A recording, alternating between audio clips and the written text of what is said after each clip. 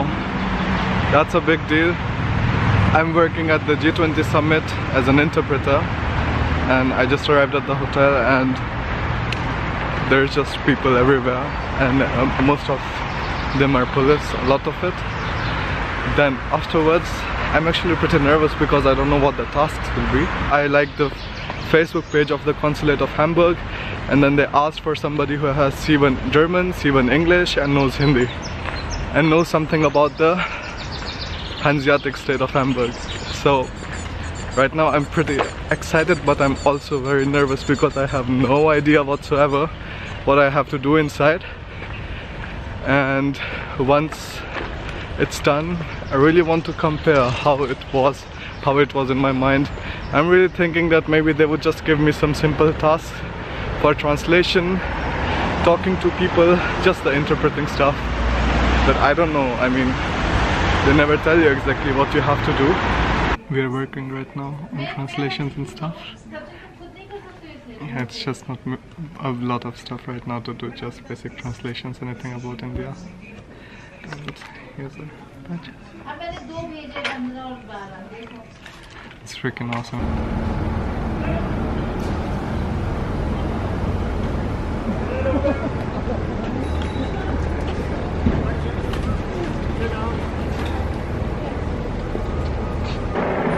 Most of the time it's just interpretation work, it's nothing big, maybe helping people with something, nothing secret, nothing so special, just translating the articles online. But otherwise it's a completely different environment.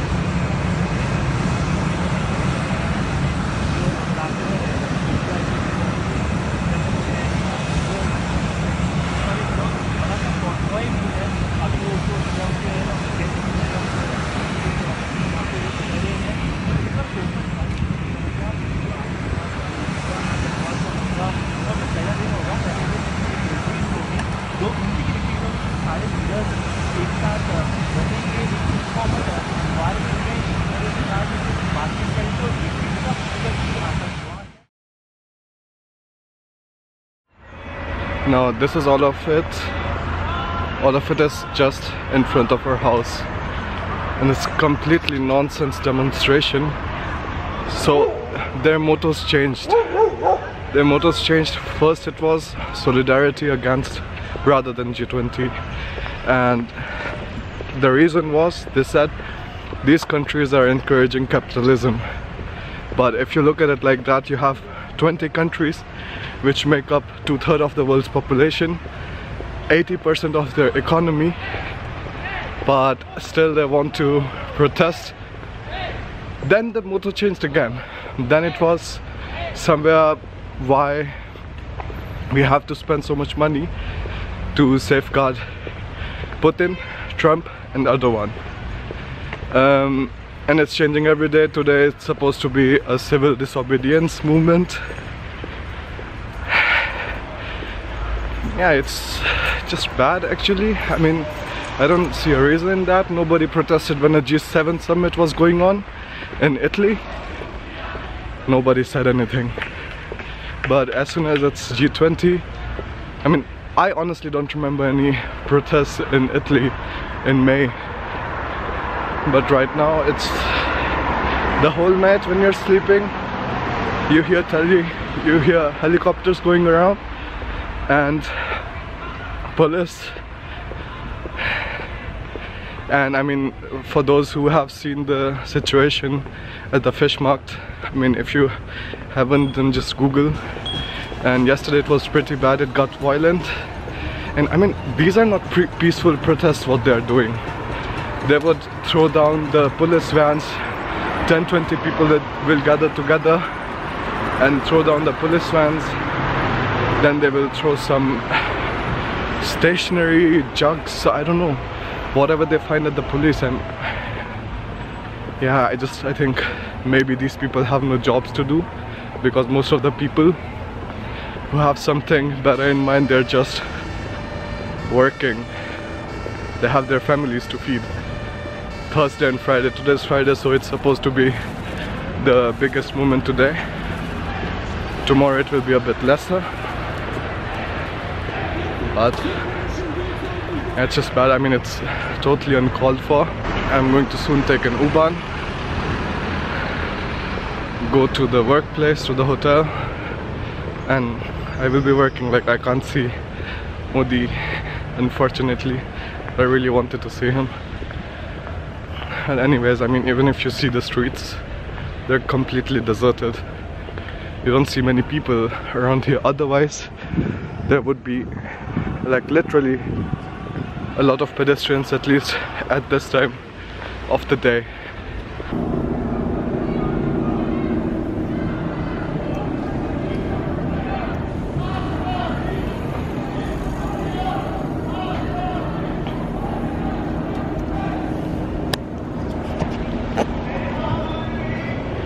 Now this is completely the other side where I wanted to go, but they are coming from this side, the other group is coming from that side, so it's just really, I don't know, I mean, completely, they don't have anything to do whatsoever. I mean, come on, this is a place where nothing happens at all.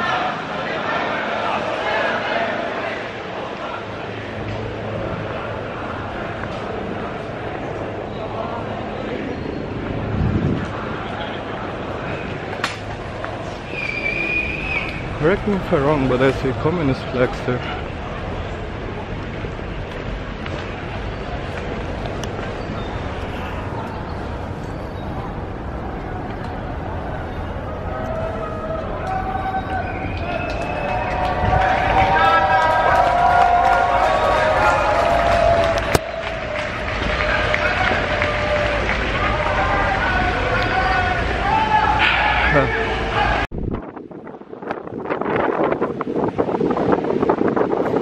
I mean, this is how the Hauptbahnhof looks like. There used to be so many people here every day, every single second in the hour, but now there's just nobody on the streets. Especially because maybe they know that the things will get violent today. But I don't know, or some of you can say that most of the people just joined the protests. I don't have idea about it either. But whatever it is, I mean, this is just not normal Hamburg. It's more than unusual. It's just, you don't see this every day, but you also don't see 20 world leaders. I mean 19. The Saudi king didn't come.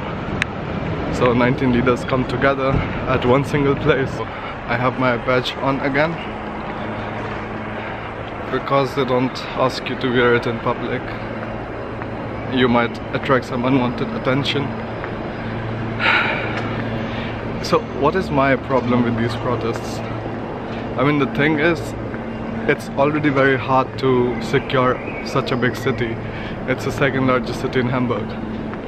And then when you go around in such large population, then like we have been seeing what's going on in Europe. You can just take a car, you can just take a van, and you can just run people over. You don't need a bomb anymore or anything like that. But that's what the people don't understand. If you're 15,000 people and you're getting together to protest against something at the time where 2019 world leaders are meeting together, it's just a recipe for disaster. There are police everywhere, and yeah, it's generally pretty secure. The place where the Prime Minister is living, just 200 meters away, In that area, it's extreme checkup.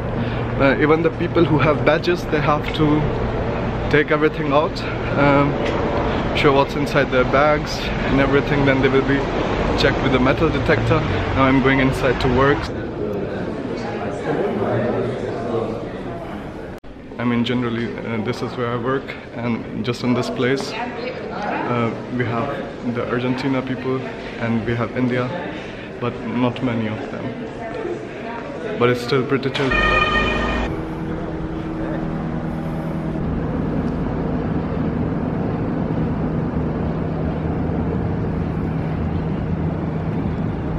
Now here back is the hotel where Prime Minister Narendra Modi is staying. So for lunch and dinner they have a buffet here for all of the Indian delegation.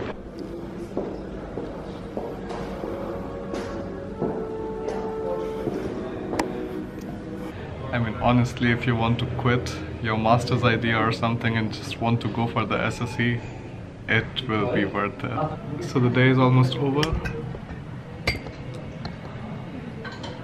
Alina is eating. I was just waiting for her. Why? Turmeric.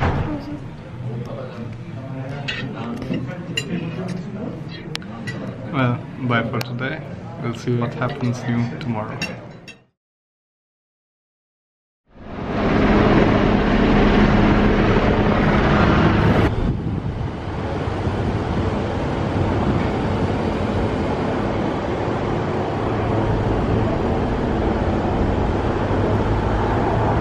We have been reading about it's all wrong actually. They're giving different informations, but the one that's behind me, the Atlantic Hotel, here's the place where Merkel is living, where Modi is living, and where Trudeau is living. And if I have some luck, I might be able to take a shot. And if that happens, awesome.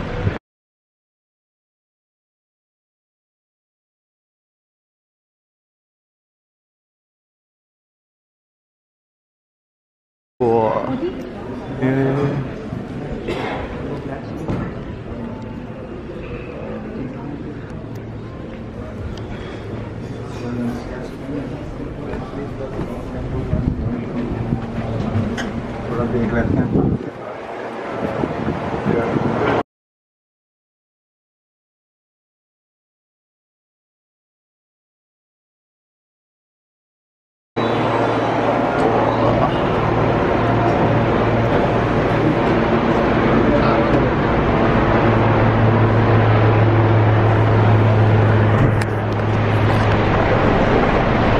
That was Mr. Modi.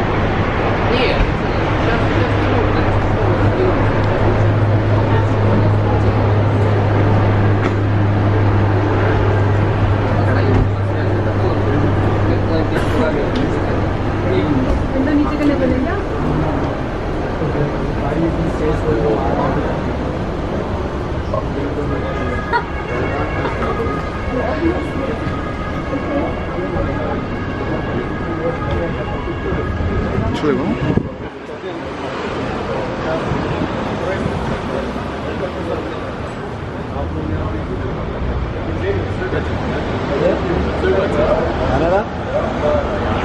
Das ist 910, ne? Eben.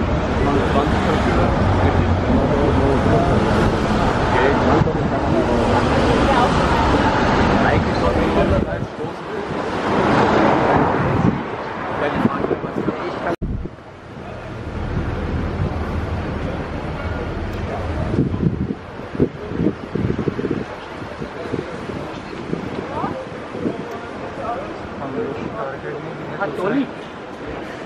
You can go to the office and I wasn't expecting this at all, but finally I saw him. We have something nice to look at in this vlog. It's freaking beautiful. I'm so freaking happy right now. I was wanting the whole time, and this was the last day, so I was like, I have to do it. So I left from home early. I stood there at Atlantic, then finally he came outside and he is in my video. But I mean, how lucky do you have to be that, I I mean, at the time when the G20 happens, it's in Hamburg, and you actually happen to be working in Hamburg or staying in Hamburg, and then you get to actually work there. Like, I can't believe it.